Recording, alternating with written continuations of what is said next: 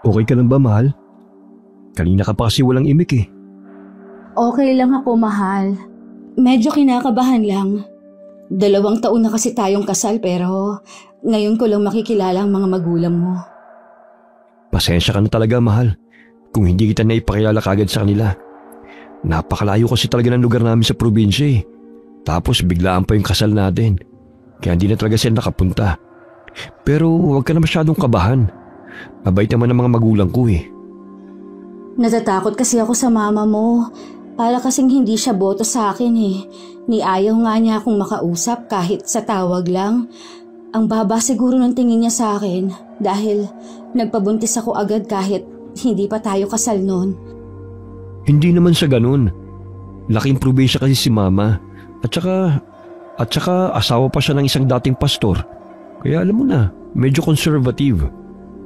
Paano yan? Baka hindi kami magkasundo kapag magkasama na kami sa iisang bubong. Hindi naman mahirap pakisamahan si mama eh.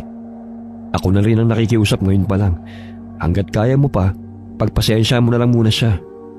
Kaya ko namang magpasensya sa abot ng makakaya ko. Pero tingin mo, matatanggap ako ng mama mo? Oo naman. Karapat dapat ka maging katuwang sa buhay. Ikaw pa. Ano ba bang hahanapin sa'yo? Bukod sa maganda at mabait na, napakasipag at maalaga pa. Tapos, masarap pa magluto. Doon pa lang panalo na ako. Ano pa bang dapat kong hilingin? Sus, nambola ka pa. Salamat, mahal ha. Pinalalakas mo ang loob ko. Pero may pagkukulang din ako. 2 beses na kitang binigo. Natahimik kami nang maalala ang mga trahedyang pinagdaanan namin sa maikling panahon na mag-asawa kami. Mabilis ang mga pangyayari sa pagitan namin ni Nestor. Ilang buwan pa lamang kaming magkarelasyon nang malaman kong buntis na ako. Pumayag akong maikasal kami sa West para sa kinabukasan na magiging anak namin. Walang mapaglagyan ang saya ko dahil pagkatapos ng mahabang panahon na pangungulila sa pagmamahal, magkakaroon na rin ako ng sarili kong pamilya. Pero naging mapagbiro ang kapalaran sa amin. 3 buwan lamang pagkatapos naming maikasala, nawala ang batang dinadala ko. Labis akong nagdalamhati. Walang araw na hindi basa ng luha ang mga mata ko.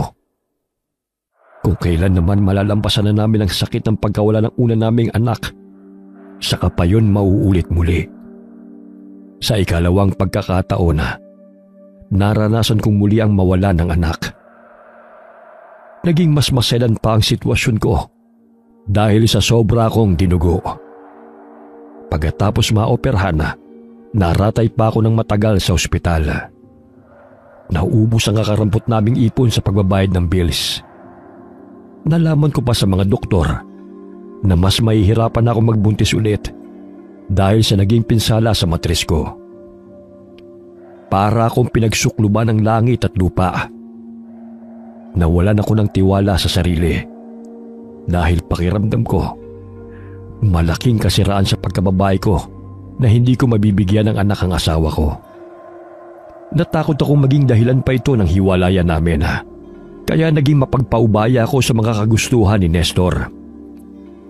Pumayag kaagad ako kahit marami akong agam-agam sa desisyon niyang umuwi kami sa probinsya nila para makipisan kami sa mga magulang niya. May planong Diyos para sa atin. Hindi niya tayo pababayaan. Gamitin natin ang pagkakataong ito para iwan ang masasakit na alaala natin sa Maynila. Magsisimula tayong muli. Tama ka, mahal. Pagkakataon na nga natin to para sa isang panibagong buhay. May tiwala ako sa nasa itaas. Masusuklian din ang lahat ng paghihirap natin balang araw. Ganyan nga, mahal. Hindi tayo dapat mawala ng pag-asa. Okay lang ba talaga na makitira muna tayo sa mga magulang mo? Wala ba silang masasabi? Paano naman yung mga kapatid mo? Baka naman masilip pa nila yun sa atin at maging dahilan pa ng hindi nyo pagkakasundo. May kanya-kanya na ring buhay ang mga kapatid ko. At saka, kay mama naman ang galing yung alok na tumira tayo kasama sila. Matagal na talaga niya akong pinipilit na umuwi tayo. Hindi lang ako pumapayag. Kasi maayos naman ang buhay natin sa Maynila dati. Hindi na sana tayo magkakaganito kung hindi ako na ospital ng matagal. Nasayang lang ang lahat ng pinaghirapan natin ng dahil sa akin. Huwag mo nang sisihin ang sarili mo. Pansamantala lang naman ang pakikitira natin kina mama eh. Hanggang sa makaipon lang tayo ng sapat na halaga para makabili ng lupa at makapagpatayo tayo ng sarili nating bahay. At saka, mas madaling bubuti ang kalusugan mo rito sa probinsya kaysa sa Maynila. Mas tahimik kasi rito at wala masyadong polusyon, kaya gagaling ka kagad. Ay, salamat, mahal. Salamat at nandyan ka pa rin at hindi ako iniiwan. Nestor, ikaw na lang talaga ang itinuturing kong pamilya. Hindi ko alam ang gagawin ko kung mawawala ka pa. Hindi kita iiwan, Elisa. Mag-asawa tayo. Kaya dapat lang na nakaagapay tayo sa isa't isa. Sa hirap man o sa ginhawa. Pasasang ba't matatapos din ang mga pagsubok sa buhay natin? Sa isang maliit na baryo sa labas ng bayan nakatira ang mga biyenan ko. Wala masyadong dumadaang sasakyan sa lugar. Kaya namamayani ang katahimikan. Pagkababa ng tricycle sa bukana ng baryo, sandali pa kaming naglakad bago natanaw ang bahay ng mga biyenan ko. Naabutan pa namin ang 3 may edad ng mga lalaki na masinsinang nag-uusap sa labas ng kawayan na bakod. Lahat sila'y napaangat ng tingin sa pagdating namin. Dala ng pagkasabik, sa labas pa lamang itinatawag na ni Nestor ang mga magulang niya. Tatay pala ni Nestor ang isa sa may edad ng lalaki sa labas ng bahay. Umaliwala sa mukha nito nang makita ang asawa ko.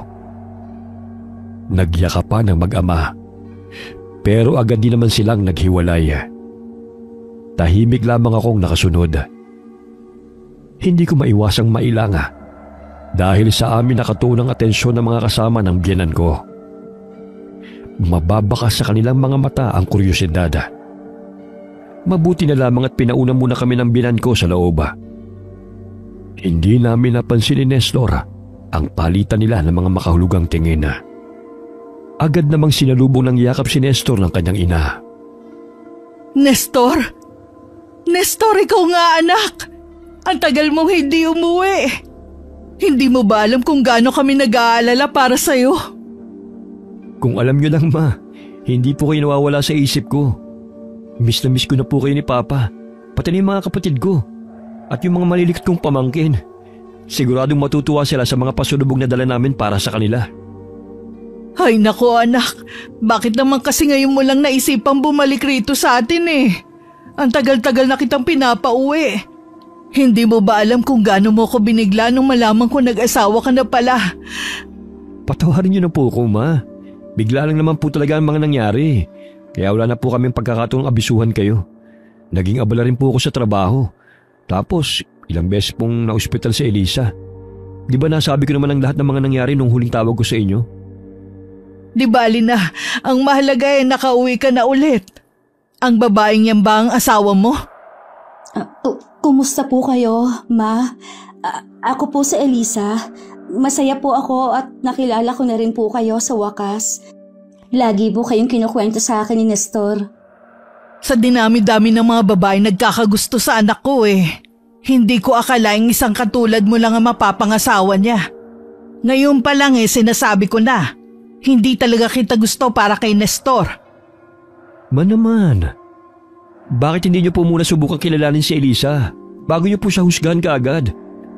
Mabuti po siyang babae. Sigurado magugustuhan niyo po siya.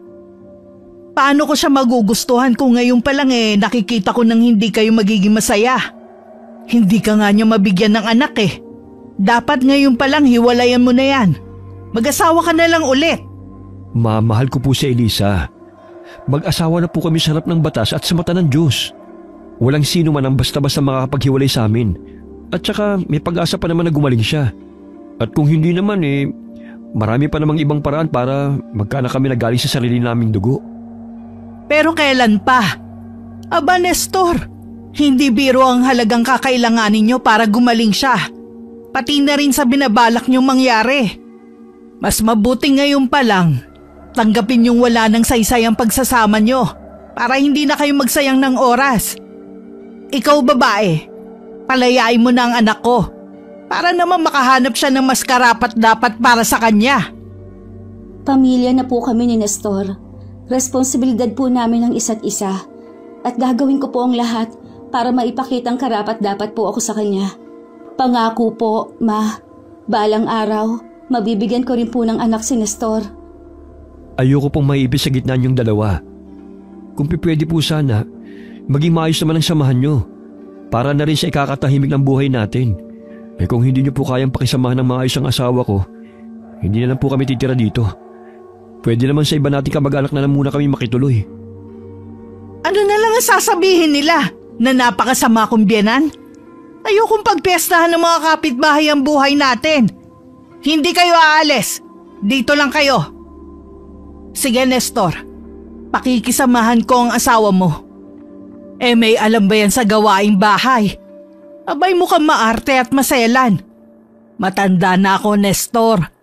Hindi ko na kayo kayang pagsilbihan. Hindi niyo naman po kailangang gawin yan, Ma. At saka maaasahan po si Elisa. Tutulungan niya po kayo. Ituring niyo na po siyang parang isa sa mga anak niyong babae. Tama po si Nestor, Ma. Tutulungan ko po kayong maglinis at mag-asikaso rito sa bahay. Hayaan niyong kami naman po ni Nestor ang magsilbi sa inyo. Nako, napakasarap po magluto ng asawa ko. Sigurado magugustuhan niyo po kahit anong putahing ihanda niya. Tsaka, tiyak mapaparaming kain niyo. Masarap nga ba talaga? Bakit sa itsura mo parang hindi ka pinapakain ng tama? Ang payat mo na, anak. Ma, hindi niyo ba nakikita itong nakaumbok kong tiyan? Pumayat pa talaga ako sa lagay nito, ha? Tahimik ko lang na pinanood ang lambingan na mag-ina. Ramdam ko pa rin ang pagkadisgusto ng ina ni Nestor sa akin. Nakakaramdam ako ng panlilit sa sarili sa tuwing nagagawi sa akin ang mga pairap nitong sulyap. Nasasaktan pa rin ako. Kahit na sa simula pa lang ay alam ko nang ayaw nito sa akin. Hindi ko alam kung paano ko ilulugar ang sarili ko. Sa isang banda, hindi ko rin maiwasang mainggit kay Nestor dahil sa pagiging malapit niya sa ina. Ni minsan kasi hindi ko naranasan yon. Bata pa lamang ako nang mamatay ang nanay ko sa komplikasyon sa panganganak. Kasama niyang nawala ang dapat sana'y nakababata kong kapatid na lalaki. Mabilis namang nakapag-asawa ulit ang tatay ko. Nagkaroon sila ng 3 anak ng kanyang bagong asawa. Buong kabataan ko, pakiramdam ko yung pagiging taga-alaga ng bata at katulong sa bahay lamang ang tanging naging papel ko sa buhay nila. Hindi ko kasi naramdaman na miyembro rin ako ng kanilang pamilya. Hindi naman nila ako sinasaktan o minamaltrato. Pero dahil sa madalas nila akong itrato na parang sampid lamang sa kanila, naging uhaw ako sa atensyon at pagmamahal ng isang pamilya. Bahagya akong napapitlaga nang maramdaman kong marahang tapik sa balikat ko. Paglingon ko, nasa tabi ko na pala ang binan kong lalaki. Kumpara sa kanyang ina, mas magiliw ang naging pagtanggap sa akin ng ama ni Nestor. Pasensya na at hindi kami nakapunta sa kasal nyo ni Nestor. Ayan tuloy, ngayon lang tayo nagkakilala. Okay lang ho. Naipaliwanag naman ni Nestor kung bakit. Maraming salamat po pala ha at pumayag kayong dumito muna kami habang wala pa po kaming ipon mag-asawa. Bukas naman lagi ang tahanan namin para sa lahat. Masaya nga kami ng mama niya dahil makakasama namin siya ulit. Tawagin mo na lang din akong Papa, katulad ng tawag sa akin ni Nestor. Ikaw, Iha, ano nga uli ang pangalan mo? Elisa po. Elisa pala. Mana talaga sa akin si Nestor. Katulad ko kasi magaling din siyang pumili. Kaya isang napakagandang dilag na katulad mo ang napangasawa niya. Matinik din talagang anak kong yan. Hindi naman po masyado, pero salamat pa rin po sa papuri pa. Ituring mo na kaming parang bago mong pamilya. Huwag mo nang pansinin niyang mama mo. Matanda na kasi, kaya ang sungit masyado at maikli na lang ang pasensya. Hindi katulad mo, bata pa at sariwa. Po? Hindi naman po masungit si Mama. Concerned lang talaga siya kay Nestor. Nakakainggit nga po si Nestor dahil nakakasama pa niya kayo palagi. Ay naku, napaka maalalahanin mo pala. Sa bait mong yan, kakayan-kayanin ka lang. Pero mas mabuti na rin yon para siguradong magkakasundo tayo. Pwede ba kitang mayakap, Elisa? Magaan kasi ang loob ko sa'yo. Para ako nagkaroon ng isa pang anak na babae. Yun ay kung papayag ka lang naman. Sige ho, pa. Wala hong problema. Dahil sa mabait na pagtrato sa akin ni Papa, hindi ko natanggihan ang hiling niya. Kahit ang totoo'y hindi ako komportable. Niyakap niya ako ng mahigpit.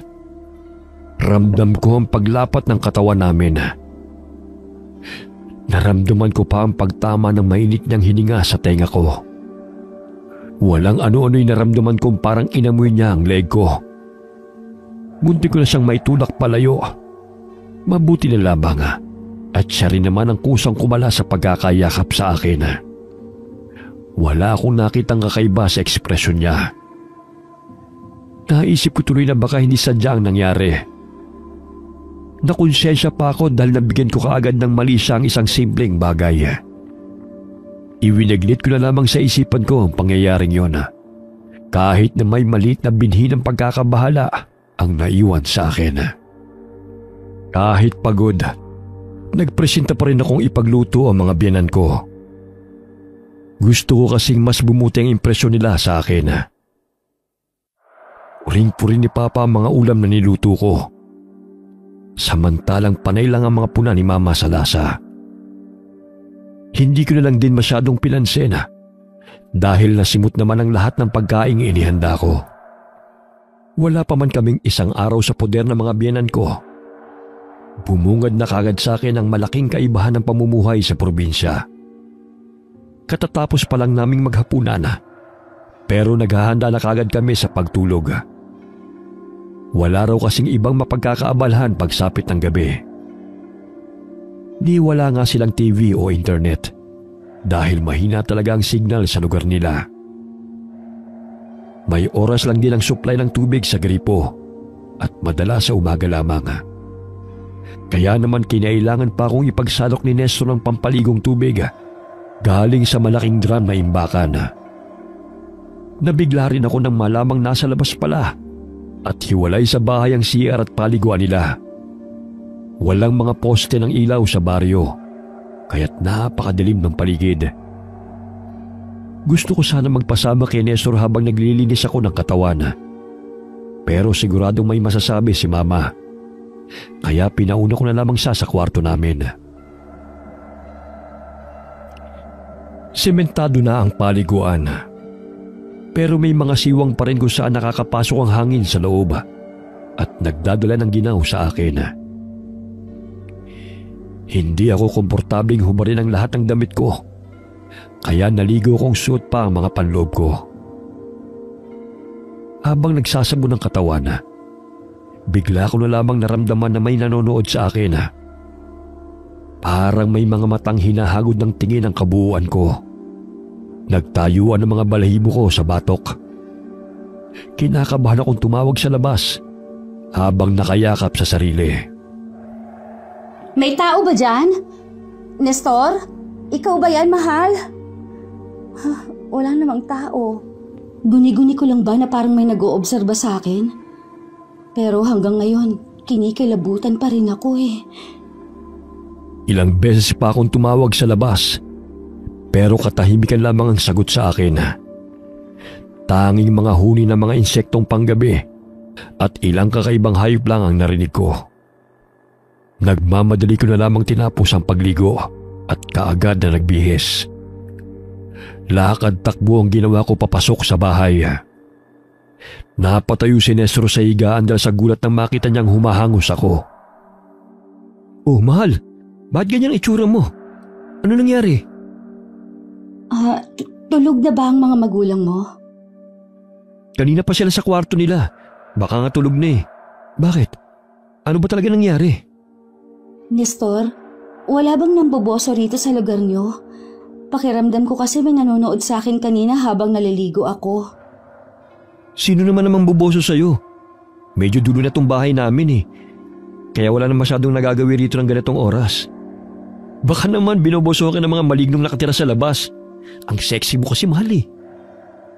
Nestor naman eh. Nangaasar ka pa talaga ha? Naninibago ka lang, mahal. Hindi kasi ganito ang nakasanayan mo sa Maynila eh. Baka guni-guni mo lang yun. Madilim kasi eh. Kaya pakiramdam mo may nakatingin sa'yo. Siguro nga, ganun lang. Medyo nakakatakot nga ang dilim sa labas. Para kang nasa balong malalim.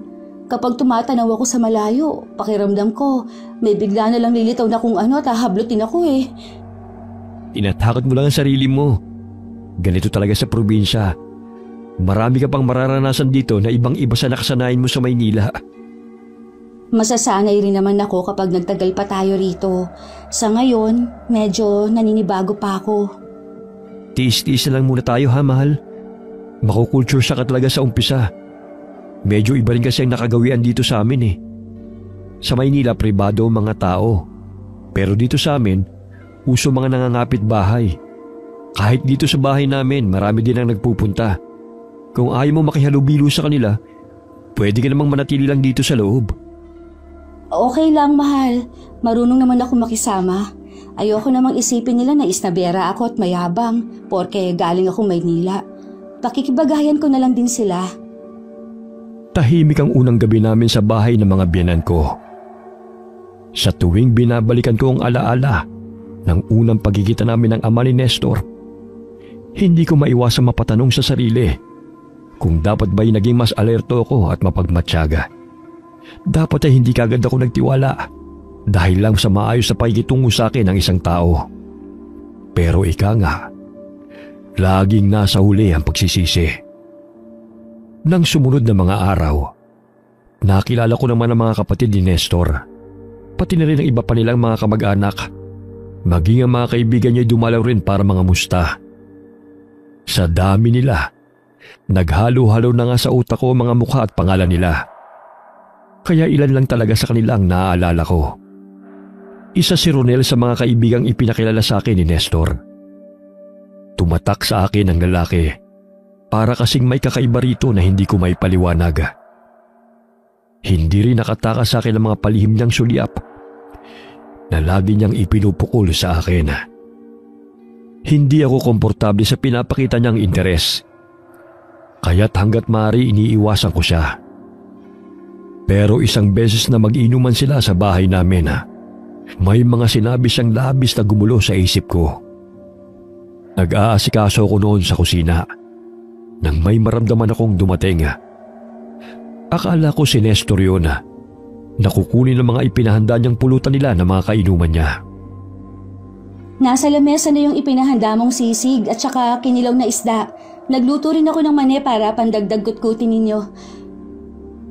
Oh, bakit hindi ka nagsasalita? May kailangan... Ay! Ronel? Ay, naku, ikaw pala yan. Akala ko kasi si Nestor ang kausap ko. May kailangan ka ba? Anong may tutulong ko sa'yo? Abala si Nestor sa pag-aasikaso sa labas. Kaya ipinakuha na lang niya sa akin yung mga pinahanda niya. Yung nasa lamesa, lahat yon para sa inyo. Kaya mo bang dalhin lahat o tutulungan na lang kita? Hindi na, Elisa. Kaya ko na to. Siguradong mauubos to agad. Kasi ang sarap mo talaga magluto. Maraming salamat sa pag-aabala. Wala yon. Bisita naman kay ni Nestor. May mga dumating din kaming bisitang babae. Kaklase namin noon. Bakit hindi mo kami samahan kahit sandali? Para naman makilala ka pa namin. Lalo na ako. Gusto pa kitang higit na makilala. May gagawin pa kasi ako eh. At saka, hindi rin kasi ako pwedeng uminom. Pinagbawalan din kasi ako ng doktor. Makakasama raw sa akin. Mahina kasi ang kalusugan ko eh. Wag na lang pala kung ganon. Mas mabuting alagaan mo ang kalusugan mo. Kumusta naman ang pamamalagi mo rito? Komportable ka naman ba? Komportable naman ako. Kailangan lang masanay. Kasama ko naman si Nestor kaya kampante ako. Gaano katagal na ba kayo magkakilala? Balita ko kasi biglaan yung kasal niyo? Halos magtatatlong taon na rin. Parang kailan lang pero ang dami na naming napagdaanan. 3 taon? Sandali pa lang pala kayo magkakilala. Marami ka pa palang hindi nalalaman kay Nestor at sa pamilya niya. Ha? Bakit? Ano pa bang dapat kong malaman kay Nestor? Sa tingin ko naman, sapat na ang ilang taon naming pagsasama para malaman ko kung anong klaseng lalaki siya. Mabuti at responsableng tao si Nestor. Hindi naman si Nestor yung tinutukoy ko, kundi yung tatay niya. Si Papa? Bakit? Anong meron sa kanya? Basta mag-iingat ka, Elisa. Lalo na ngayong may trabaho na si Nestor at mapapadalas nang wala siya sa bahay para samahan ka. Oh, Rodel, bakit nandito ka sa kusina? Nagkakasiyahan na yung mga kasama mo sa labas. Baka hinahanap ka na. Kayo po pala, Mang Edgar. Pinapakuha po ni Nestor yung mga pulutan. Ganun ba? Kailangan mo ba ng tulong na madala mga yan sa labas? Hindi na po, Mang Edgar. Kaya ko na po ito. Bakit po pa? Ano pong problema? Bakit po parang napakaseryoso naman po ng mukha ninyo? Pasensya na sa sasabihin ko, Elisa. Pero sana'y maintindihan mo na gusto ko lang naman na paalalahanan ka. Hindi lahat ng tao rito sa atin mapagkakatiwalaan. Dapat kinikilatis mo muna kung sino ang pakikisamahan mo. Lalo na't may asawa ka na. Marami tayong bisita ngayon. Ano na lang ang iisipin nila kung makikita nila na kayong dalawa lang ni Ronel ang nandito sa kusina? Wala naman ho kaming ginagawang masama ni Ronel. Nag-uusap lang naman po kami. Pero maaaring hindi ganun ang isipin na makakakita sa inyo. Baka pag hinalaan pa nila kayong may relasyon. Malisyosong tao lang po ang mag-iisip ng ganon. Wala pong namamagitan sa amin ni Ronel. Alam po ni Nestor na tapat ako sa kanya. Hindi ko sisirain ang tiwala niya. Naiintindihan ko, Elisa. Naniniwala ako sa iyo. Alam kong isa kang mabuti at malinis na babae. Hindi mo magagawa ang mang-akit ng iba dahil may asawa ka na. Pero ako naman ay nagpapaalala lang sa iyo. Hanggat maaari sana'y pag-isipan mo ang bawat kilos na gagawin mo, lalo na kung may ibang makakakita. Naiintindihan ko po, Pa. Salamat po sa paalaala. Walang anuman, Iya. Saka ko lamang napansin na kanina pa pala nakadantay sa balikat ko ang kamay ni Papa. Damang-dama ko ang magaspang na kalyo niya dahil sleeveless ang suot kong blouse. Marahan niyang hinihimas ang braso ko, marahil ay para pakalmahin ang emosyon ko kanina. Sumagi sa isip ko ang misteryosong sinabi ni Ronel.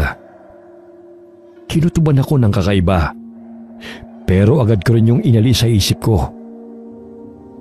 Puro kabutihan lang ang ipinapakita sa akin ni Papa, kaya ayoko mag-isip ng hindi maganda sa kanya. Gayunpaman, hindi ko naiwasan na masiwa. Nagkunwari akong may aasikasuhin sa lababo para makalayo sa kanya at maalis ang pagkakahawak niya sa akin. Nakahinga lang ako ng maluwag nang maiwan na akong mag-isa sa kusina. Nasulyapan ko ang ilang mga itim na ibon na nakadapo sa sanga ng puno sa labas ng bintana, habang unti-unting nabubuhay ang mga pangamba sa dibdib ko. Sa paglipas ng mga araw, nasasanay na rin ako sa mga pagbabago sa buhay ko. Pero kahit na 2 linggo na ang lumipas, ilag pa rin sa akin ang mga tao sa baryo. Minsan tuloy nakakaramdam na rin ako ng lungkot dahil wala akong ibang makausap maliban sa asawa at mga biyenan ko. Tanging ang mga tawag ng best friend kong si Christine para kumustahin ako ang nakakadagdag ng kulay sa mga araw ko. Hello, friend? Friend, ano na? Bakit ngayon ka lang tumawag? Akala ko nilapa ka na ng aswang dyan eh. Pasensya natin. Mahina kasi talagang signal dito eh. Kaya ngayon lang kita na-contact. Tsaka wala naman raw aswang dito. Maligno raw ang meron. Ganon? Baka naman makursunadahan ka ng isang maligno dyan, ha? Bigla ka pang magkaroon ng stalker na supernatural. Eh di pang otherworldly na ang beauty mo. Para kang sira. Hindi naman ako naniniwala sa aswang o kahit sa maligno, ano? Well, mag-ingat ka pa rin, Ineng. Mahirap na. At baka kung anong masamang elemento ang maakit mo dyan. Paano na lang si Aiza kapag may nangyaring masama sa favorite ninang niya? Kumusta na nga pala inaanak kong yan, ha? Pakisabi, miss na miss ko na siya, ha? Miss na miss ka na nga rin niya eh. Lagi kang hinahanap. Si Nestor naman kasi eh. Bakit bigla na lang naisipan daling ka sa napakalayong lupalop ng Pilipinas? Eka, lalabas mo nga lang ng ospital. Hindi ka pa nga totally magaling eh. Para rin naman sa kinabukasan namin ang desisyon ni Nestor.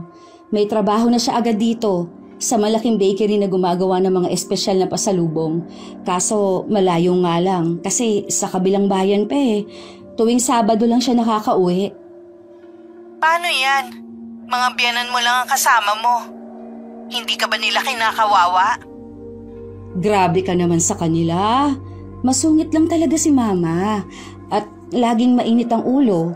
Pero bukod doon, wala naman akong problema sa kanya eh. Si Papa naman, mabait at saka palakwento. Nag-aalala kasi ako sa'yo eh. Hindi kasi talaga maganda ang feeling ko sa pagtira nyo dyan. Oh, bakit naman? Maayos naman kami rito. Wala kang dapat ipag-alala. Hindi ko rin maipaliwanag eh. Basta, nafe-feel ko lang. Siguro naapektuhan lang ako na nabanggit sa akin ni Lola Mada patungkol sa'yo. Tungkol sa akin? Ano naman ang sinabi ng lola mo tungkol sa akin? Nung isang araw kasi, ang sabi niya na panaginipan ka raw niya. Sa panaginip niya, natuklaw ka raw ng isang malaking ahas. Tapos may dalawa pang mas maliit na ahas na nakalingkis sa'yo. At ayaw kang pakawalan. Pero nung nakatakas ka na sa kanila, hinabol ka naman daw ng isang itim na aso. Hanggang sa wala ka ng matakbuhan. Ayun, nilapa ka raw. Iyon lang bang napanaginipan ng lola mo? Ang gulo. Pero parang normal lang naman na panaginip yan ah. Hindi, Bes. Hindi basta-basta nananaginip si Lola. Lahat ng panaginip niya may ibig sabihin. Lahat daw ng nasa panaginip niya about sa'yo. Yung mga ahas at yung malaking aso. Lahat yun simbolo ng mga panganib na darating sa buhay mo. Ano namang klaseng panganib? Hindi ko rin alam. Hindi na naipaliwanag ni Lola eh. Nakalimutan na niya agad. Alam mo naman, ulyanin na siya sa edad niya. Basta mag-ingat ka na lang dyan, ha? Huwag mong kalilimutang balitaan ako kung ano na nangyayari sa'yo. Kapatid na ang turingan namin ni Christina. Nagkakilala kami dahil pareho kaming cashier sa isang hindi kilalang grocery store sa Maynila. Bata pa lamang ay ulila na sa pamilya si Christina. Ang lola niya sa tuhod na si Lola Mada ang nag-alaga at nagpalaki sa kanya. Ilang beses na niyang nabanggit sa akin ang tungkol sa lola niya na may espesyal nga raw itong kakayahan. Hindi naman ako naniniwala sa mga ganong bagay. Kaya hindi ko sineryoso ang mga kwento niya tungkol sa lola niya. Ipinagsawalang bahala ko na lamang ang paalala ni Christina dahil mas abala ko sa ibang bagay. Pagkatapos makahanap ng bagong trabaho ni Nestor, ako na lamang ang laging naiiwan sa bahay. Madalas din kasing wala ang biyenan ko. Naniningil ng mga pautang si Mama. Minsan pinupuntahan din niya ang iba niyang mga kamag-anak na nakatira sa kabilang baryo para kumustahin ang lagay nila. Wala naman akong ideya kung anong pinagkakaabalahan ni Papa kapag umaalis siya. Marami pa rin ang nagpupunta at naghahanap sa kanya. Madalas ay pawang mga kalalakihan na magkakaiba ang edad. Sa labas lamang sila ng gate nag-uusap. Minsan naman ay sa likod ng bahay. Hindi ko maiwasang maasiwa kapag nadidinig ang malakas nilang tawanan at kantsawan. Lingid sa kaalaman ko, kasama rin ako sa mga paksa ng usapan nila. Napapaisip na rin ako kung ano ang pinagkakaabalahan nila. Kahina-hinala kasi ang mga kinikilos nila. Minsan sa loob ng bahay sila nag-uusap. May naiiwan pang ang kakaibang amoy sa kwartong ginagamit nila. Nagtataka ko kung saan nanggagaling ang amoy na yun. Wala naman akong kamalay-malay na nagbabago na pala ang tingin sa akin ni Papa. Lagi na lang nakasunod ang mga mata niya sa akin. Hindi ko nagugustuhan ang madilim na emosyong nakikita ko sa kanya. Nakakaramdam na ako ng hindi maganda. Pero hindi ko naman matukoy kung bakit. Hindi nagtagal, nagsimula na rin magkaroon ng matibay na dahilan ang masama kong kutoba. Isang araw na abala ako sa paglalabas sa likod ng bahay namin. Mataman akong pinapanood ni Papa. Kaalis lamang ng mga naging bisita niya. Kaya kaming dalawa na lamang ang magkasama sa bahay. Ang sipag mo talaga, Elisa. Maswerte si Nestor at ikaw ang napangasawa niya. Kung nagkataong bumalik ako sa kabataan ko, naku, magiging karibal pa niya ako sa kamay mo. Maswerte rin naman po ako kay Nestor. Maayos niyang ginagampanan ng mga responsibilidad niya. Teka, ako na. Hayaan mong ako na ang magbuhat na mabigat na balding yan. Huwag na po pa. Kaya ko na po ito. Huwag nang makulit. Hindi yan gawain ng babae. Ako na lang dyan. Kawawa naman ang malambot mong kamay. Namumula na. Para akong mapuputulan ng hininga ng biglang hablutin ni Papa ang kamay ko nang bubuhatin ko na ang balde ng tubig. Labis ang pagkabigla ko sa ginawa niya. Hindi ako kagad nakakilos. Marahan pa niyang hinaplos at pinisil ang palad ko. Kung hindi pa dumating si Mama, tinawag ako. Hindi pa niya bibitiwan ang kamay ko. Noong unay akala ko'y wala lang ang nangyari. Pero dahil sa pagsasawalang bahala ko, mas lalo pang lumala ang sitwasyon. Isang gabi, habang naliligo ako, nakarinig ako ng mga kaluskos sa labas. Madalas kong nararamdaman na may naninilip sa akin kapag naliligo ako. Kaya mas naging alerto na ako sa mga kakaibang ingay. Hindi na rin ako naliligo ng walang suot na t-shirt man lamang.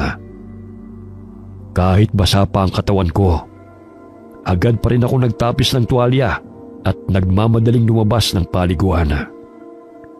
Muntik ko pang mabangga si Papa na nakatayo pala sa labas ng pinto.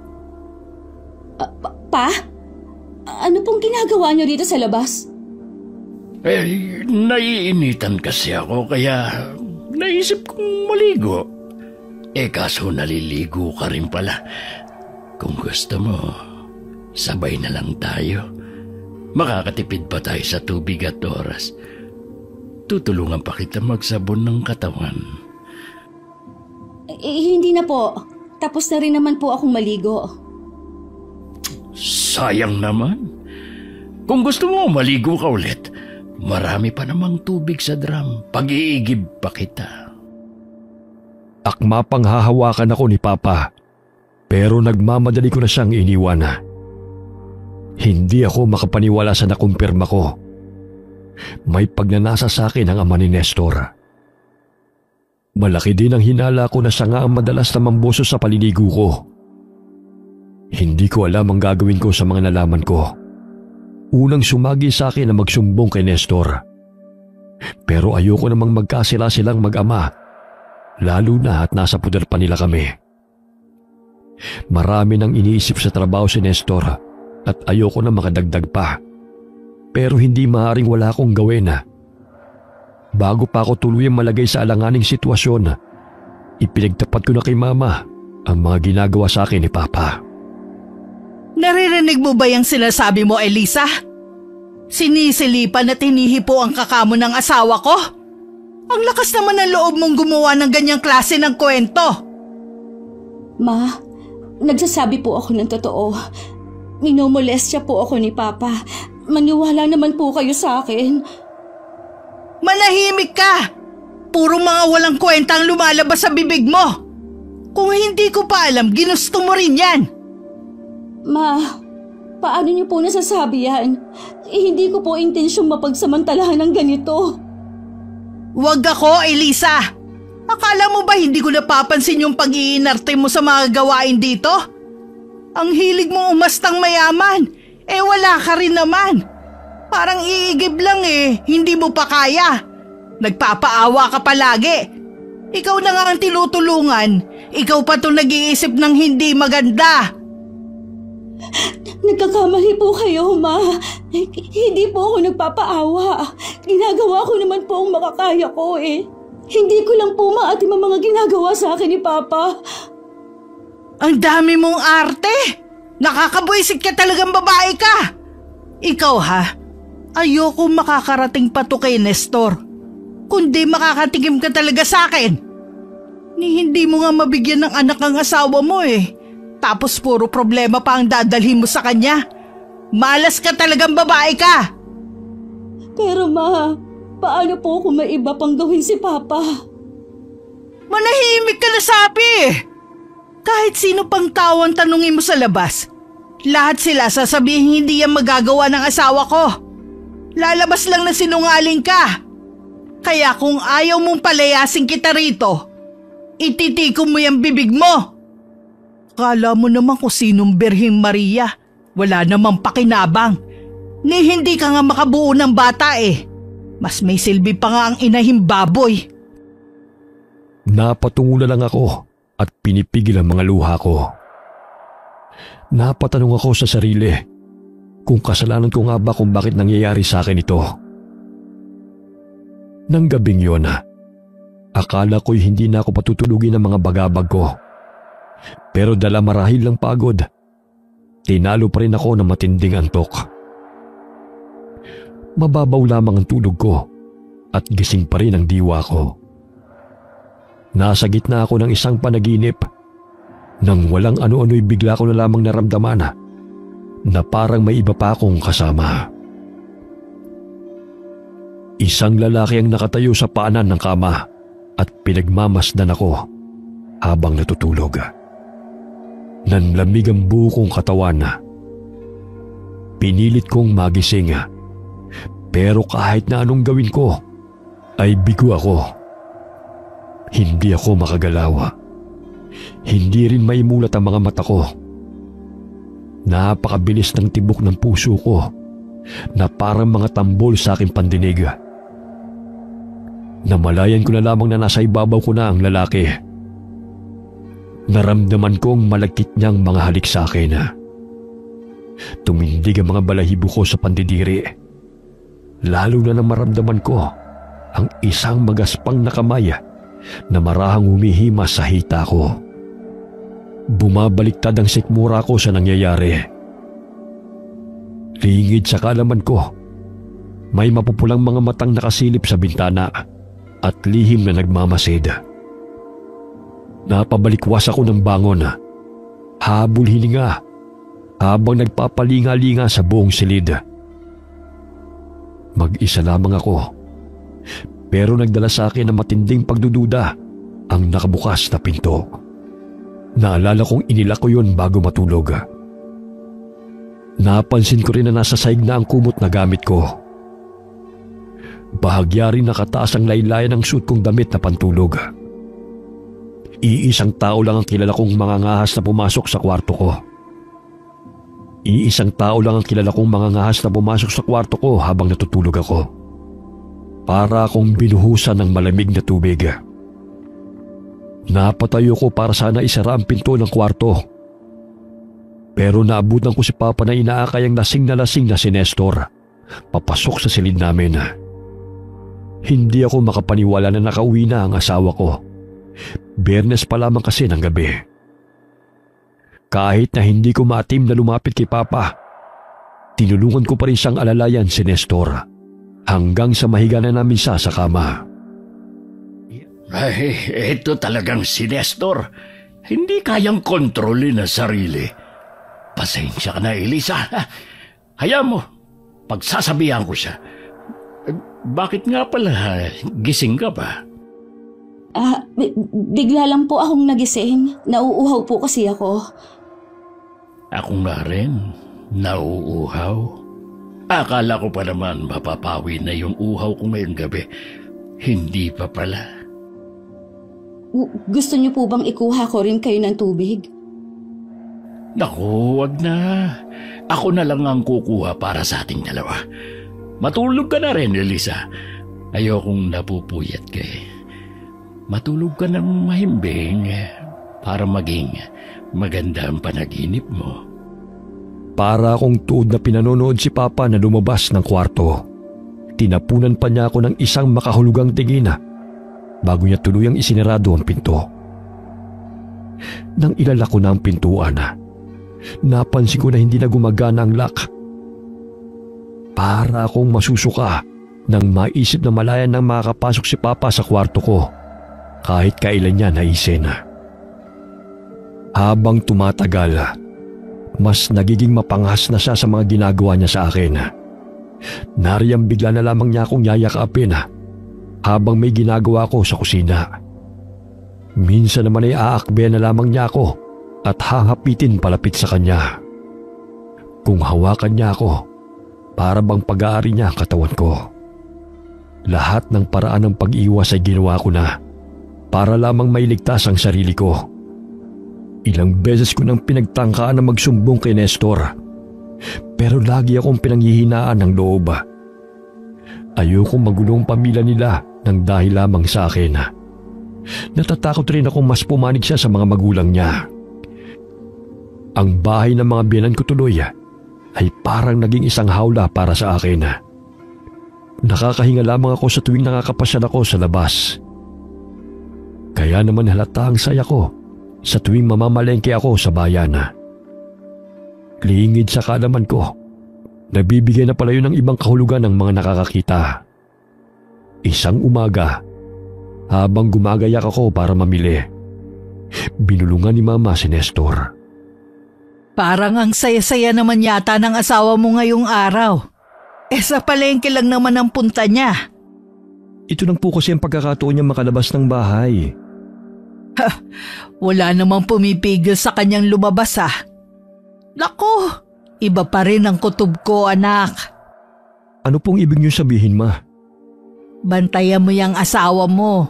Dahil baka may ginagawa na yung milagro. Hindi mo lang alam.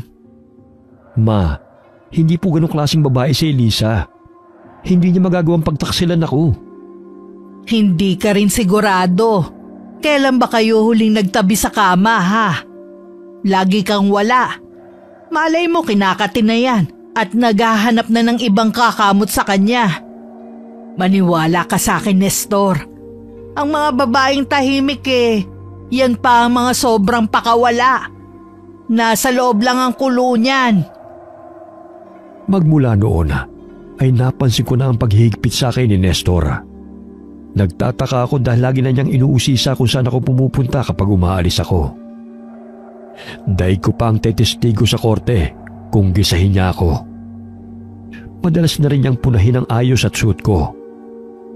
Ang hindi ko alam, may pinagseselosa na pala siya. Lalabas ka ng ganyan ng suot mo? Bakit? Anong problema sa suot ko? Ganito naman talaga ako manamit dati pa. Magpalit ka. Masyadong maikli ang damit mo. Hapit na hapit pa sa katawan. Mababastos ka niya nang wala sa oras. Baka may masama pang mangyari sa'yo. Hindi mo ba alam kung gaano kadelikado sa lugar natin ngayon? Maikli pa ba to? Halos hanggang tuhod na nga yung laylayan. Mas marami pa akong nakikitang mas maikli ang suot kesa sa akin sa labas. Wala akong pakialam sa kanila. Ibang tao naman sila Asawa kita. Kaya sa'yo ako may pakialam. Kaya siguro kung sino-sinong lalaki na lang ang nagkaka-interes sa'yo Kasi ganyan ka manamit. Ikaw naman kasi may asawa ka na. Dapat matuto ka rin kumilos ng tama. Kasalanan ko ba na may nagkaka-interes pa rin sa akin kahit na may asawa na ako? Hindi ko rin naman gustong nakukuha ang atensyon ng ibang lalaki. Kung alam mo lang. Baka may kasalanan ka rin kasi. Baka nabigyan mo siya ng motibo ng hindi mo namamalayan. Kaya ngayon para siyang asong ulo na nakabuntot sa'yo. Siya? Sino bang ibig mong sabihin, Nestor? Yung tarantadong Ronel na yon. Kaibigan ko pa naman siya. Kaya pala panay ang punta niya rito. Kursunada ka na pala. Hindi man lang niya inisip na ginagago niya na ako. Elisa, lalaki ako. Alam ko ang karakas sa mga katulad ko. Hindi nakakawala sa akin yung malagkit niyang titig sa'yo. Akala niya siguro hindi ko nahahalata. Nestor, wala akong ginagawang masama. Hindi ko magagawang lokohin ka. Maniwala ka sa akin. Hindi ko alam ang tungkol kay Ronel. Ikaw naman kasi, mamamalengke ka lang kung saan sa ka pa pumupunta. Pwede namang dito ko na lang sa bahay eh. Ayusin mong sarili mo, Elisa. Matuto ko namang ilugar ang sarili mo. Bago pa ako makapagpaliwanag, tinalikuran na ako ni Nestor. Kahit na alam kong wala akong ginagawang mali, hindi ko pa rin maiwasang maramdaman na may kasalanan ako. Nakukonsensya ako dahil minsan na nga lang kami magkasama pero nagtatalo pa kami. Simula na magkatrabaho uli si Nestor, nawala na siya ng oras sa akin. Umiikli na rin ang pasensya niya sa akin. Napagtataasan niya na ako ng boses na hindi naman niya ginagawa noon. Sa mga nangyayari sa amin, mas lalo kong nararamdaman na nawawalan na ako ng karamay. Hindi ko alam kung bakit ilang umaga na akong nagigising na mabigat ang katawan, na para bang ilang bundok ang inakyat ko habang natutulog sa gabi. Nakapagtataka rin ng ilang mapupulang marka at pasa sa ilang parte ng katawan ko. Ilang gabi na rin akong nananaginip na may kasama ako sa kwarto, kahit na wala naman si Nestor. Minsan sa panaginip ko, nakakakita rin ako ng kakaibang nilalang na may mapupulang mata na nagtatago sa dilim o kaya naman ay nakatayo lamang sa sulok at pinapanood ako habang mahimbing na natutulog. Ang ikinatatakot ko, baka si Papa ang nilalang na yun at ang napapanaginipan ko ay ang nangyayari sa realidad gabi-gabi. Napansin ko ring parang may nakialam sa cabinet na pinaglalagyan ko ng mga gamit ko. Wala na ang cellphone at pitaka ko roon. Nawawala rin ang ilang mga damit panloob ko. Tumitindi ang pagkabahala ko dahil hindi ko na matatawagan si Christina para ipaalam sa kanya ang mga nangyayari sa akin. Wala na rin akong sariling pera na magagamit kung gusto kong umalis. Para na talaga akong mawawala sa katinuan dahil sa mabigat na mga dinadala ko.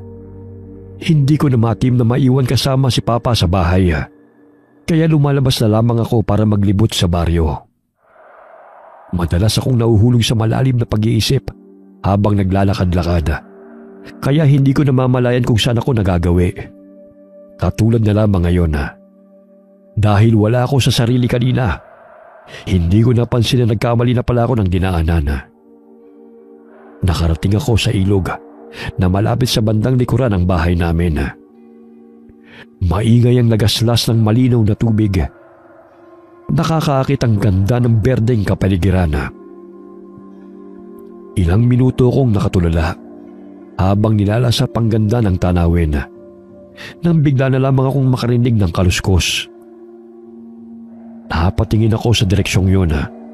Nanlaki ang mga mata ko nang makita ang isang itim na aso na nakatingin sa akin. Nasa kabilang panig ito ng ilog. Tila nagiging kaisa ito ng mga aninong likha ng nag-aagaw na liwanag at dilim. Gumapang ang kilabot sa aking katawan nang mapatitig ako sa mapupulan nitong mga matang nakatutok sa akin. Naisip kong baka isa itong mabangis na hayop na naghahanap ng pagkain. Maaaring ako pa ang balak nitong gawing hapunan.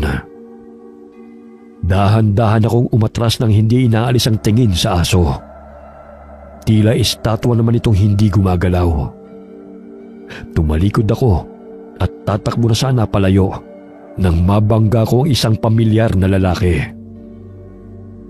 Ronel, anong ginagawa mo rito? Ako ang dapat magtanong sa'yo niyan, Elisa. Dumidilim na. Hindi ka na dapat nasa ganitong lugar. Hindi yan ang importante ngayon. Ronel, may nakita akong mabangis na hayop sa tabing ilog. Baka bigla na lang yung tumawid at sugurin tayo. Nasaan? Wala naman ako nakikita. Hindi mo ba talaga nakikita? Ayun sa... Teka, saan napunta yung aso? Nandun lang yan kanina. Sigurado ka ba sa nakita mo? Baka naman na malikmata ka lang.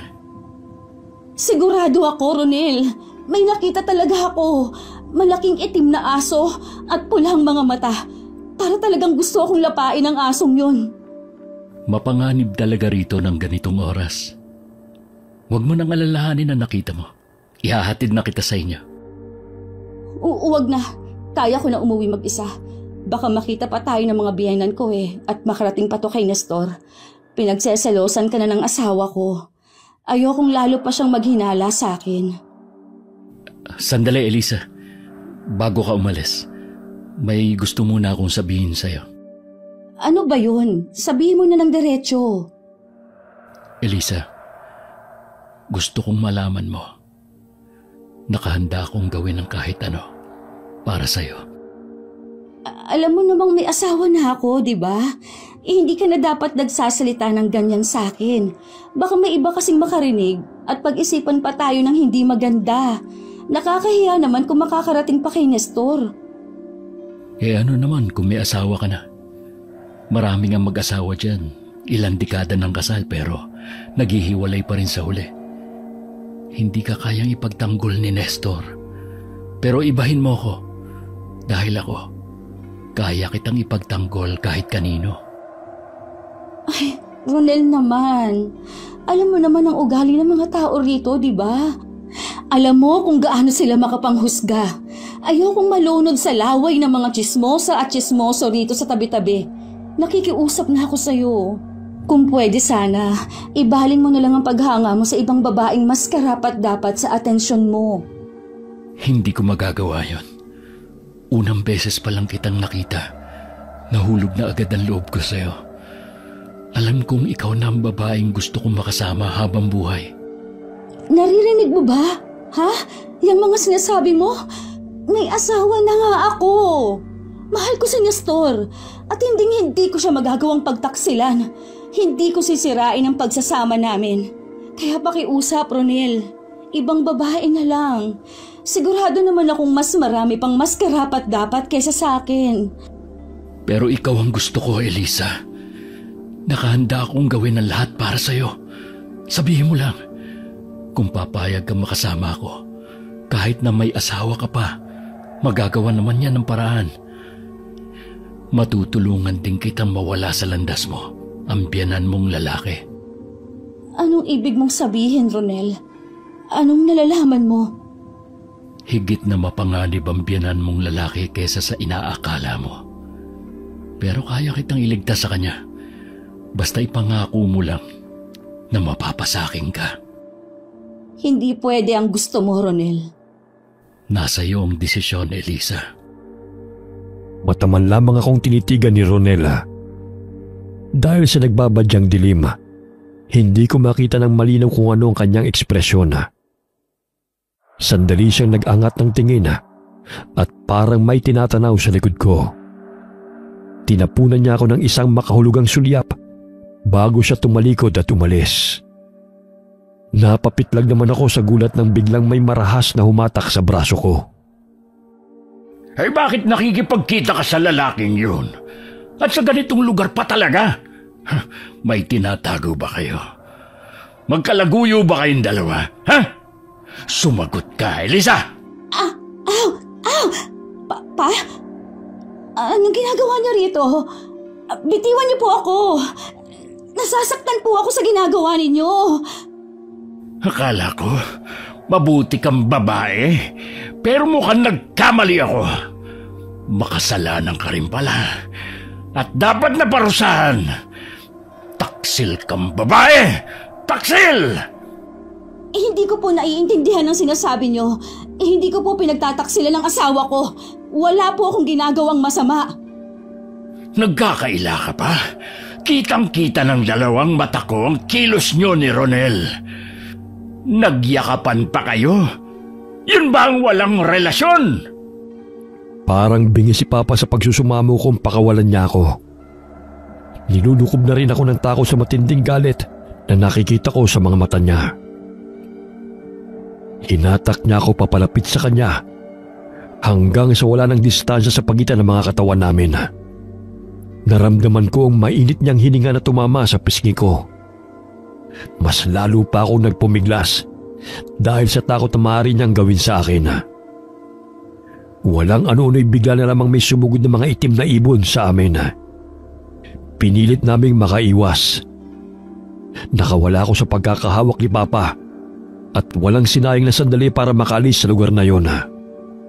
Nagmamadali akong tumakbo pa uwi.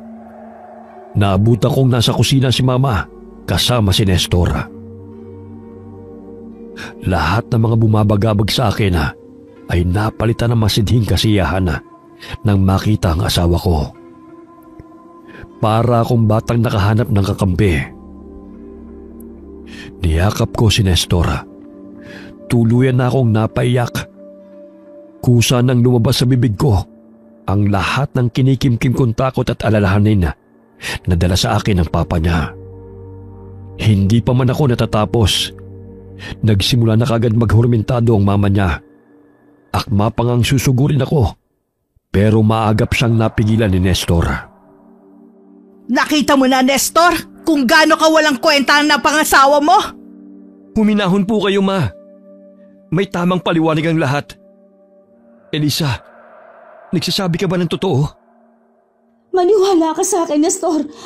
Minamahal nga ako ng papa mo. Ilang beses ko nang pinagsawalang bahala ang ginagawa niyang pananamantala sa akin, pero hindi ko na kaya. Ayoko na. Umalis na tayo rito, Nestor. Hindi ko na matitiis na manatili pa tayo rito. Elisa, bakit mo naman ako tinakbuhan? Gusto lang naman kitang makausap. Lumayo ka sa akin! Isa kang demonyong mapagpanggap! Tama ng pagkukunwari mo! Ano po ba talagang nangyari, Pa? Ayoko sanang umabot kayo sa ganito, anak. Hindi ko alam kung paano ko sisimulan. Ano pong ibig niyo sabihin? Sabihin mo, Edgar, huwag mo hayaang siraan ka ng babaeng to! Kasi, anak, huwag ka sanang magagalit kay Elisa, ha? Mabuti siyang babae. Hindi niya siguro magagawa ang iniisip ko, pero nakita ko kasi siya. Silang dalawa ni Ronel. Nakita ko silang dalawa na magkayakap sa tabing ilog. Hindi totoo yan! Sinungaling ka! Masahol pa pala kayo sa iniisip ko! May ginagawa ka palang kababalaghan. Sabi na nga ba may nakadiskubre kasi sa milagrong ginagawa kaya naghahanap ng ibang masisisi. Totoo bang sinasabi ni Papa, Elisa? Nagsisinungaling siya, Nestor. Ako ang asawa mo. Sa akin ka maniwala. Pero Elisa, ama kong pinaparatangan mo. Kilala ko si Papa. Mabuti siyang tao. May respeto siya sa mga kababaihan. Hindi niya magagawa ang sinasabi mo. Sinasabi mo bang nagsisinungaling ako? Hindi naman sa ganun. Pero Elisa, hindi ka pa magaling. Hindi ba't nasabi naman yun ng doktor na makakaranas ka pa ng depresyon sa pagkawala ng anak natin? Maaring yun ang dahilan kung bakit naguguluhan ka sa mga nangyayari. Kaya siguro nagawa mo ring lumapit kay Ronel. Oy, Nestor! Mas kakampihan mo ba yung babaeng niya kesa sa mga magulang mo? Tama na. Huwag na kayong mag-away pa. Haaminin ko na ang kasalanan ko. Dapat ay hinayaan ko na lang ang pribadong buhay niyong mag-asawa. Hindi na dapat ako nakialam pa. Ngayon tuloy ay ako pang lumalabas na masama. Elisa, maniwala ka sa akin, iha. Wala akong masamang balak sa iyo. Kung sa tingin mo'y nakagawa ako ng kasalanan sa iyo, humihingi ako ng pasensya. Gusto ko lang naman talagang damayan ka. Dahil napansin ko ang kalungkutan mo. Palagi ka nag-iisa at ayaw makihalubilo sa iba. Nag-aalala lang ako para sa iyo. Kahit ako'y muntik nang maniwala sa paghingi ng dispensa ng matanda, nadadala ko sa pagpapanggap nito. Gulong-gulo din ang isip ko dahil sa mga sinabi ni Nestor. Hindi ko na iwasang balikan ang lahat ng nangyari simula nang dumating kami sa bahay ng mga biyenan ko. Nagdududa kasi ako sa sarili ko kung may basihan nga ba ang mga pinaparatang ko sa biyenan kong lalaki. Naitanong ko rin sa sarili ko kung ako lang ba talaga nagbigay ng mali sa mga kilos at salita nito. Kahit hindi sigurado, nagmatigas pa rin ako at hindi na lamang kumibo. Nanatili akong bingi sa mga paghingi nito ng tawad sa akin. Nakita ko sa mukha ni Nestor ang awa para sa kanyang ama. Natulala na lamang ako at nawala ng kibo. Nang gabing yon, kinausap ko ng masinsinan si Nestor. Hindi ko na ipinilit ang mga paratang ko sa kanyang ama. Pero sinabi ko sa kanyang ayoko nang manatili sa bahay na yon. Gusto kong lumipat na lamang kami at magrenta kung kinakailangan. Tutol si Nestor. Pero hindi na magbabago ang desisyon ko. Sa huli pumayag na rin siya at sinabi maghintay pa kami ng 3 araw para makapaghanda sa paglipat namin. Natulog kami magkatabi ni Nestor. Pero pakiramdam ko'y napakalayo niya sa akin. Nabubuhayan na ako ng loob habang parating ang araw ng pag-alis namin ni Nestor. Hindi na ako lumalabas ng kwarto namin kahit na anong pagbubunga nga pa ng mama niya. Ang akala ko'y magiging maayos na ulit ang lahat. Pero hindi ko inaasahan na may mangyayari pa palang mas lalong gigimbal sa buhay ko. Mag-iiwan pa ito ng isang napakadilim na alaala sa akin na madadala ko hanggang sa pagtanda ko. Isang araw, bago ang pag-alis namin ni Nestor, bigla na lamang silang ipinatawag para makipaglamay sa isa nilang kamag-anak. Wala akong ganang makihalubilo sa ibang tao, kaya nagpaiwan lamang ako. Nangako rin si Nestor na uuwi rin kaagad bago gumabi.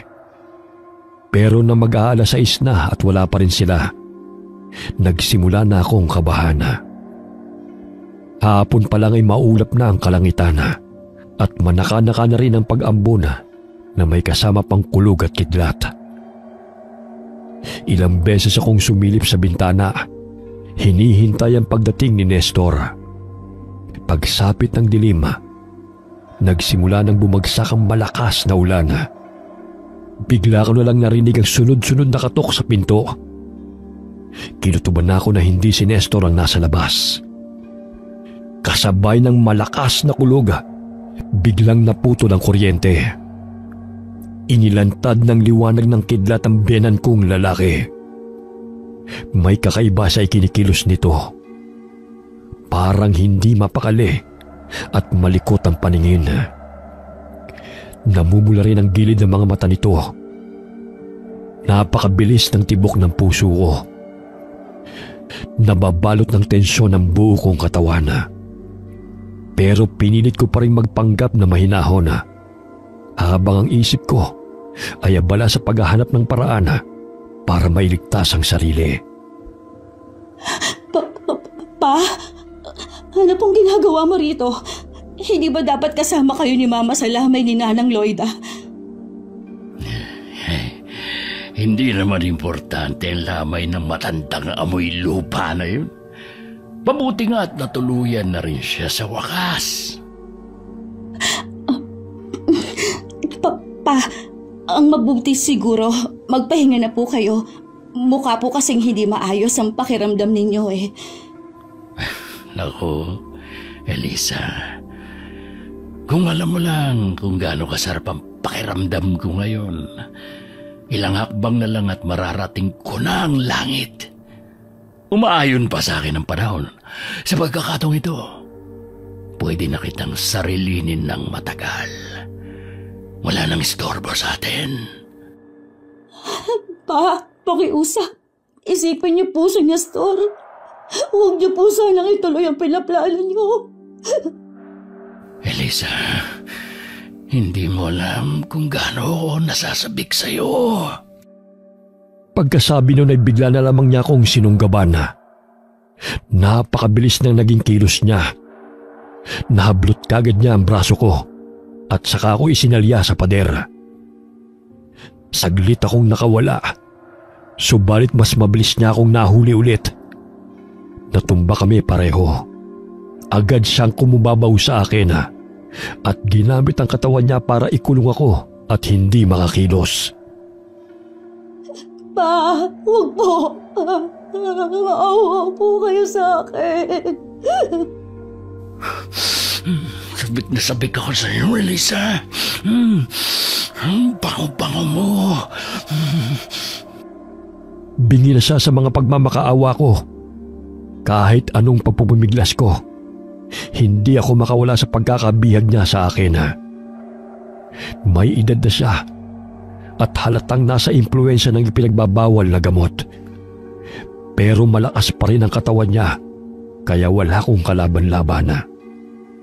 Sinikmuraan pa niya ako para matigil ang pagpupumiglas ko. Napaigik ako sa sakit at nakalupaypay lang. Hanggang sa nagawa na niyang sirain ang mga botones ng suot kong damit. Masuka-suka ako nang maramdaman ng malikot na kamay niya na gumagala sa katawan ko. Ang tanging nagagawa ko na lamang ay ang tumangis at magmakaawa. Oh, huwag kang umiyak. Sigurado akong magugustuhan mo naman ang gagawin natin eh. Wala namang problema kung matitikman ko ang asawa ng anak ko. Kahit paulit-ulit pa. Mag-ama naman kami. May sasabihin din ako sa iyong sikreto. Alam mo ba, napakasarap mong pagmasdan habang natutulog ka. At walang kamalay-malay sa nangyayari sa iyo. Pero gusto ko namang maiba. Gusto ko namang malasap mo habang gising ang walang kapantay na langit. Dahil sa labis na pandidiri, ay dinuroan ko siya sa mukha. Nagdilim ang ekspresyon niya. Nabasa ko sa mga mata niya ang maitim niyang plano sa akin na siguradong hindi ko magugustuhan. Tuluyan na nga akong nawalan ng pag-asa. Lahat ng tahimik kong pagsusumamo ay inialay ko na lamang sa itaas. Marahas niya akong pinaghahalikan. Hindi ako makaiwas dahil mahigpit niyang hinawakan ang baba ko. Pikit mata ko na lamang tiniis ang lahat. Larawan ako ng kawalang pag-asa. Narinig ko na lamang ang malakas na pagkasira ng pinto. Kasunod ng pagkawala ng lalaki sa ibabaw ko. Nang imulat ko ang mga mata ko, isang nakagigimbal na tagpo ang nasaksihan ko. Nilalapan ng dalawang malaking asong itim ang biyanan ko. Sa kabila ng walang patid na mga sigaw at pagmamakaawa nito, hindi naman nagtagal at tuluyan na rin itong nanahimik. Nakita ko si Ronel na nakatayo at pinagmamasdan ng parehong senaryo.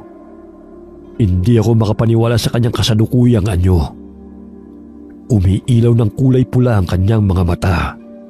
Tila mas lalong lumaki ang katawan niyang tinubuan ng mahahabang balahibo. Sa dulo ng kanyang mga kamay ay ang matutulis na mga kuko. Napansin niyang nakatingin ako sa kanya. Lumapit siya sa akin at inalalayan akong makatayo. Ronel, anong klaseng nilalang ka? Isa akong aswang, Elisa. Pero hindi ka dapat matakot sa akin. Narito kami ng mga kalahi ko para iligtas ka. Wala na siya, Elisa. Hindi ka na niya masasaktan pang muli. Pero mali ang ginawa niyo. Ano ba ang gusto mong mangyari sa kanya? Makukontento ka na lang ba na patuloy pa rin siyang mabubuhay pagkatapos ng gagawin niya sa'yo? Habang ikaw ay patuloy na magdurusa sa mga madidilim na alaala? Tama lang ang sinapit niya, Elisa. Hindi ko na pinakinggan pa ang sunod niyang mga sinabi. Dahil hindi ko maamin sa sarili ko na nakakaramdam nga ako ng kasiyahan. Dahil wala nang taong ilang beses na pinagsamantalahan ang kahinaan ko. Nanatili akong nakatulala sa gulagulanit na katawan ng binan kong lalaki. Nagkalat ang dugo sa sahig. Nanunot ang masangsang na amoy sa ilong ko. Tuluyan na ngang bumaliktad ang sikmura ko. Matindi ang traumang dinanas ko ng gabing yun. Wala mang naiwang peklat sa katawan ko. Habang buhay namang nakatanim sa alaala ko ang lahat ng nangyari. May nakarinig pala sa mga sigaw ng biyenan ko. Pero huli na nang dumating ang mga otoridad. Kaming dalawa na lang ni Ronel ang naabutan nila. Kaya nakompromiso kami pareho. Naabutan din nila ang bakas ng isang karumal-dumal na krimen. Nakulong si Ronel dahil sa lamang ang paunahing sospek. Kumalat pa ang chismis na magkalaguyo raw kami. Nahuli raw kami ng binan ko at para maitago ang lihim namin, nagawa ni Ronel ang pagpatay. Namatay ang binan kong lalaki na malinis pa rin ang pangalan dahil hindi na lumabas sa mga itinatago niyang baho.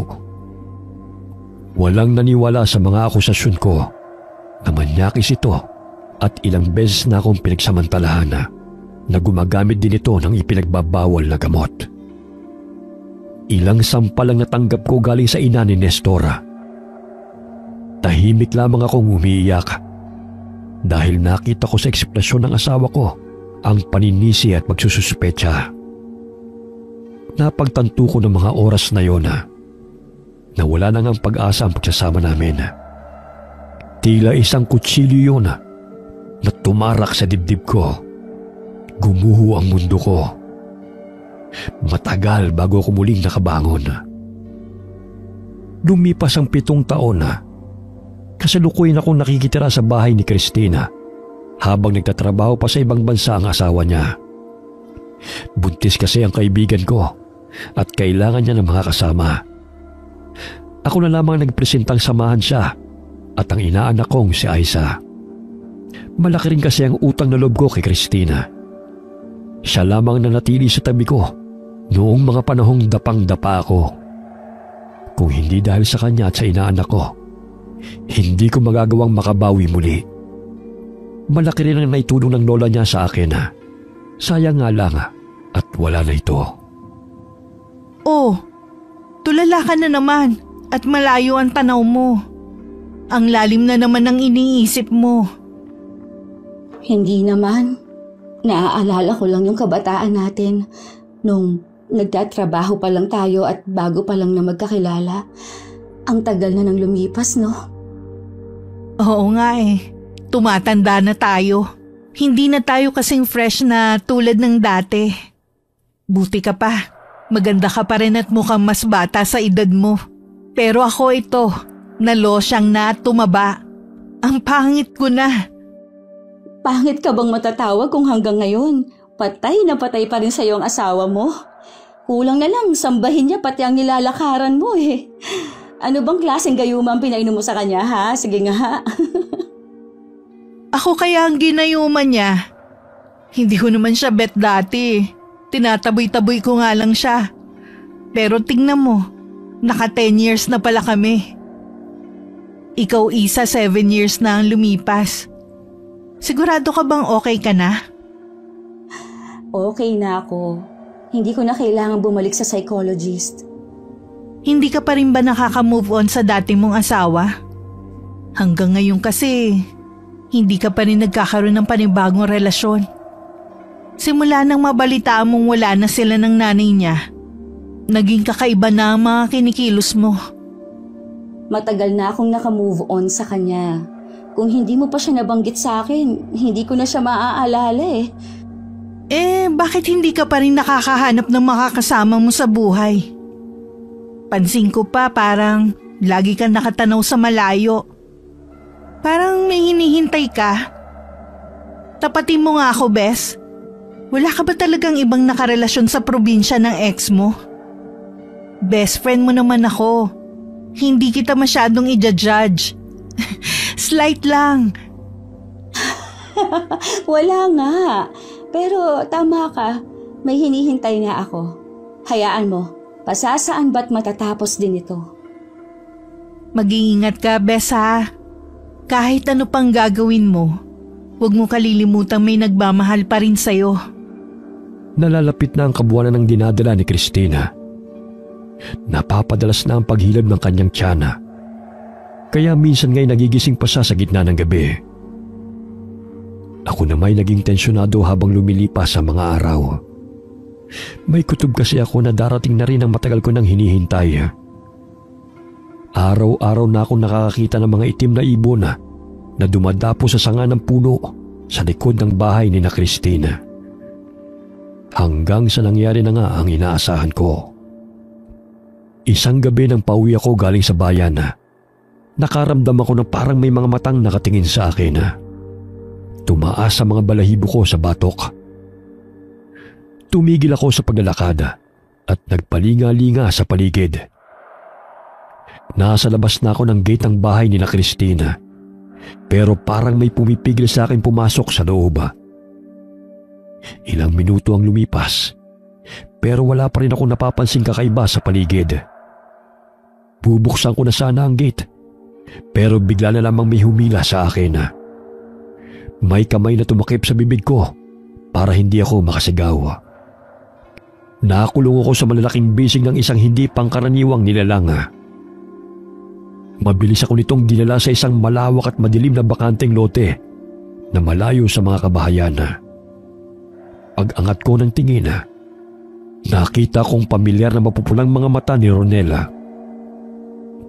Halos walang nagbago sa itsura niya kahit na 7 taon ang lumipas. Ang tagal kong naghintay para makita kang muli, Elisa. Nakalaya ka na pala, Ronel. Ganun na nga. Wala silang nakuhang matibay na ebidensya na ako nga ang pumatay sa biyanan mong lalaki. Kaya pinakawalan na nila ako. Isa pa, alam naman natin pareho na hindi nga ako ang tunay na may sala. Tulad mo, isa lang din akong saksi. Bakit mo pa ako pinuntahan dito? Matagal na panahon na ang lumipas, Ronel. Tahimik na ang buhay ko. Gusto kong tanggapin mo na ang alok kong maging katipan ko, Elisa. Wala na mga umapi sa'yo. Magkakasama na sila sa impyerno. Sabik na akong makita at makapiling ka. Kaya sumama ka na sa akin. Hinding-hindi kita pababayaan. Sinabi ko na sa'yo noon pa man na ayokong sumama sa'yo. Oo, may utang na loob ako sa'yo. Iniligtas mo ko. Pero hindi ko kayang gawing kabayaran ng kalayaan ko. Pasensya na. Pero hindi ko kayang makatabi sa higaan ng isang nilalang na pwede akong lapain na lang nang hindi ko nalalaman. Hindi ko yun magagawa sa iyo, Elisa. Mahal kita. Gagawin din kitang katulad ko. Unang kita ko pa lang sa iyo. Gusto ko nang mapasakin ka. Ayaw mo bang mabuhay ng mas matagal kaysa normal na tao? Ang maging mas malakas at mabilis? At manatiling bata ng matagal na panahon. Lahat ng iyon mapapasayo. Oras na sumama ka sa akin. Imposible ang gusto mong mangyari. May sarili akong plano sa buhay at may mga pangarap na gusto kong matupad. Hindi ko nakikita ang sarili ko na kasama ka. Patawarin mo ko pero hindi ko matatanggap ang pagtanggi mo.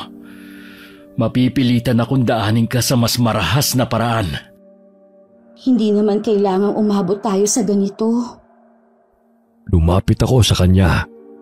Natigilan pa siya nang yakapin ko siya sa leeg at kinabig para halikan. Nagpaubaya siya at ginamit ko ang pagkakataong yun para ipasa sa kanyang isa sa 2 pulang uod na naninirahan sa loob ng puso ko. Huli na nang maramdaman niya yun sa kanyang lalamunan. Itinulak niya ako palayo. Habang pilit na isinusuko ang uod na ngayon ay papunta na rin sa kanyang puso. Ilang beses pa siyang nagsuka ng dugo. Inaasahan ko nang hahanapin ako ni Ronela. Kaya inihanda ko ng sarili ko sa mga mangyayari. Iniligtas nga ako ni Ronel noon sa biyanan kong lalaki. Pero hindi yun dala ng kabutihang loob niya. Gusto lang din niyang maangkin ako kahit labag pa yun sa kagustuhan ko. Hindi totoong pagmamahal ang nararamdaman niya para sa akin dahil kung ituring niya ako, para akong isang bagay na walang sariling desisyon. Wala din siyang pinagkaiba sa binan kong lalaki. Sarili lang nilang kagustuhan ang mahalaga sa kanila. 7 taon kong pinaghandaan ang pagbabalik ni Ronel. Alam ko kasing hindi niya ako basta-basta pakakawalan na lamang. Si Lola Mada ang tumulong sa akin bago siya na maalam. Bukod kasi sa espesyal niyang kakayahan, may kaalaman din siya sa pambabarang at pag-aalaga ng mga kakaibang insekto. Siya rin ang nagpamana sa akin ng mga pulang uod. Isang pares ng 2 uod na yun ang kailangan para tumalab ang espesyal na pambabarang na itinuro niya sa akin.